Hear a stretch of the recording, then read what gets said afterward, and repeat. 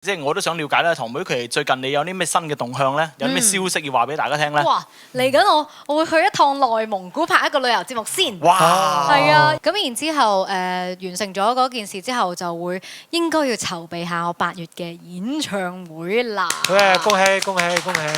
早啲到啊，到時早啲到，係啊係啊。今次會唔會有啲咩新嘅環節會帶俾大家咧？因為上次做咗廣州，然之後佛山啊、順德啊或者其他地區嘅朋友就會話：你幾時嚟到我嘅地方去開啊？咁樣，咁我都希望今年可以因應嘅時間可以開多幾場咯。我個音樂會名叫做因為寂寞，我諗住可以因為寂寞咁樣巡迴一個廣東省噶嘛，點知淨係開咗一場，我已經冇時間啦。我都希望可以根據我想做嘅因為寂寞呢一個 project。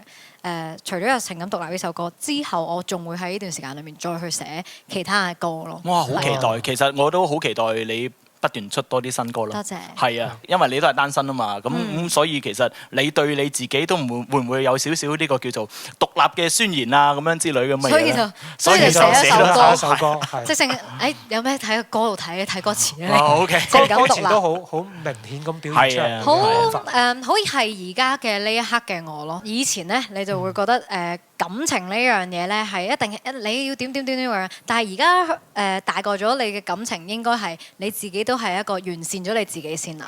我覺得另外一半嘅支持其實都幾緊要，大家俾唔俾到情緒價值，大家其實係真係關事，真係緊要。係冇錯。特別係即係以我嚟講，我做嘢係成日走嚟走去啦，即係我自己都好獨立嘅一個人。但係我可唔可以喺你面前，我係一個小女人先？即係我都會希望係咁。都需要一個依靠。